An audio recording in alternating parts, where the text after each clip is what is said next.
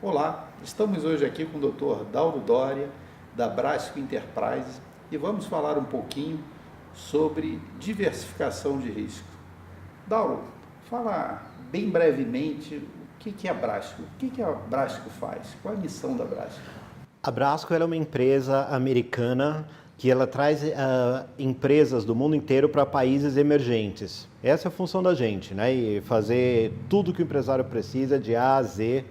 ah, Como você enxerga tanto das empresas que vêm de lá aqui para o Brasil e as que vão do Brasil para lá, como isso funciona para diversificar os riscos em termos de mercado? Bom, isso é extremamente importante por conta de você diversificar os riscos de estar num mercado só. Aí nós temos alguns fatores, não é? A primeira é de você tornar a sua empresa global, ou ainda que não seja global, transnacional, né? Que não chega a ser uma multinacional. Então, a outra questão é, aqui principalmente na América Latina, você está sujeito a uma série de turbulências políticas, econômicas, e o fato de você ter toda a sua operação num mercado só, acontece o que aconteceu no famoso caso do Santander, em que a operação na Europa, quando teve a grande crise europeia, foi a operação aqui no Brasil. Você veja que interessante, o banco, justamente por ter diversificado essa operação, ele acabou não sofrendo tanto. Do mesmo jeito, a empresa brasileira. Como é que você tem visto nesse momento a aceitabilidade do americano em geral para estar investindo aqui no Brasil e quais os principais riscos que você vê de uma empresa americana que esteja vindo para o Brasil? Bom, existem setores da economia aqui no Brasil que, apesar da recessão, eles estão muito aquecidos. E esses setores não é só como o pessoal pensa de óleo e gás. Tem setores como de cosméticos, vendas diretas ao consumidor. Então, o americano que ele está... Primeiro que aqui na América, tanto no Brasil quanto na América do Sul, você está falando de um mercado, no termo de América do Sul, de mais de 500 milhões de consumidores. No Brasil, mais de 200 milhões de consumidores. Então, querendo ou não, isso é um mercado que a empresa americana não pode deixar de olhar. Foi-se o tempo que se olhava para a América do Sul como a África. Não, hoje eles são uns jogadores importantes no cenário internacional. Com relação aos riscos, toda empresa, tanto de lá para cá quanto daqui para lá, ela tem que fazer um trabalho extremamente profissional para mitigar esses riscos, para conhecer aonde estão as maiores preocupações, não só do ponto de vista comercial, mercadológico, mas também com questão de mercado regulatório e de leis transnacionais. Quando você vê as empresas brasileiras indo especificamente para o mercado americano, se você tivesse que destacar 2 ou 3 pontos de atenção, quais seriam esses 2 ou 3 pontos de atenção principal? Bom, só 2 ou 3, eu estou pensando por onde começar. Então eu acho assim, a primeira coisa que você tem que fazer é decidir aonde que você vai situar a sua empresa dentro daquilo que ela faz, dentro da tributação do mercado americano. Aliás, muitos talvez não saibam, mas o mercado americano ele dispõe de paraísos fiscais dentro do continente norte-americano, né? Então, talvez o primeiro ponto seja esse. Na questão de riscos, aí são vários, porque você tem questão de logística, a aceitação cultural do seu produto. Nós temos uma série de exemplos de clientes nossos bem-sucedidos e alguns que não foram tão bem-sucedidos justamente por causa da questão cultural do produto, no caso de alimentos, do sabor. Eu não vou dar nomes aqui, mas isso é um ponto importante de ser feito. Adaptar a seu produto, a sua marca para como que o público lá na América, ele vê isso daí, ele gosta, né?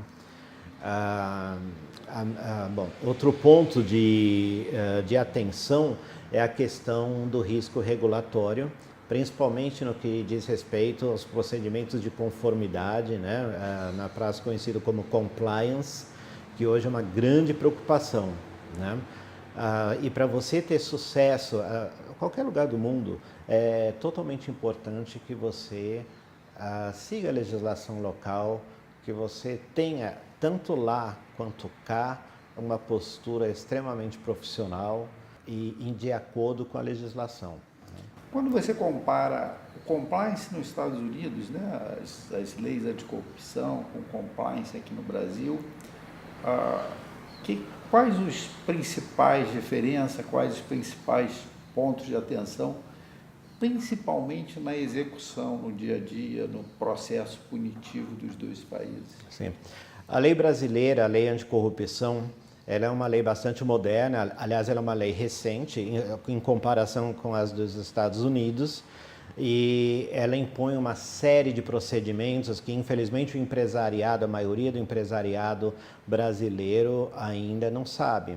O interessante, eu acho que as leis, tanto americanas quanto as leis brasileiras, elas são iguais, é no sentido da responsabilização objetiva quanto a falhas de compliance, quanto a questões de suborno, corrupção com funcionários do governo. E o que seria essa responsabilidade objetiva? Ela independe de culpa. Ou seja, o empresário brasileiro pode ser aqui multado em até 600 milhões de reais, ou 20% do faturamento, no caso de uma falha de compliance, e a menos que a empresa tenha um compliance de fato auditável, de fato, tá certo? Não aquela ilusão de você ter um compêndio de regras de conduta, isso vai te livrar da responsabilidade, a menos que ele tenha esse programa de compliance aplicado, ele vai ser penalizado. E o interessante é que a penalização dele não é apenas aqui no Brasil, não. Os Estados Unidos, ele também vai processar esse empresário lá, independentemente dele ter feito, por exemplo, um acordo de leniência aqui no Brasil, ou ele ter cumprido pena aqui no Brasil, ele vai também lá cumprir a pena.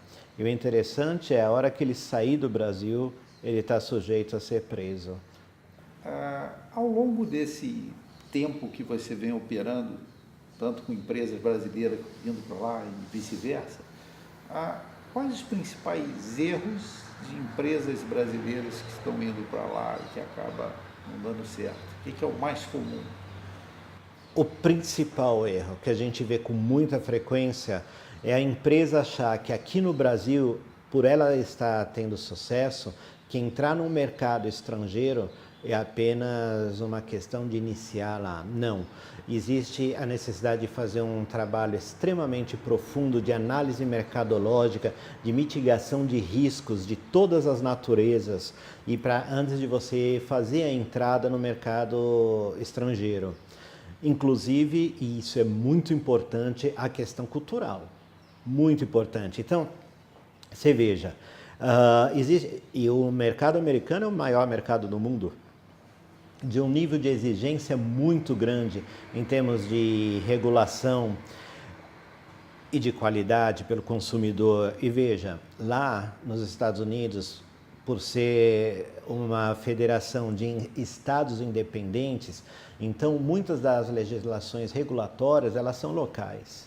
Então você veja, na Califórnia a gente tem um mercado extremamente regulado, extremamente. Então, ao você pensar em vender para a Califórnia, você tem que adaptar o seu produto a outras exigências que outros estados, como o estado de Nova York, a Nevada, enfim, eles não têm, ou Flórida, que o Brasil, os brasileiros gostam muito.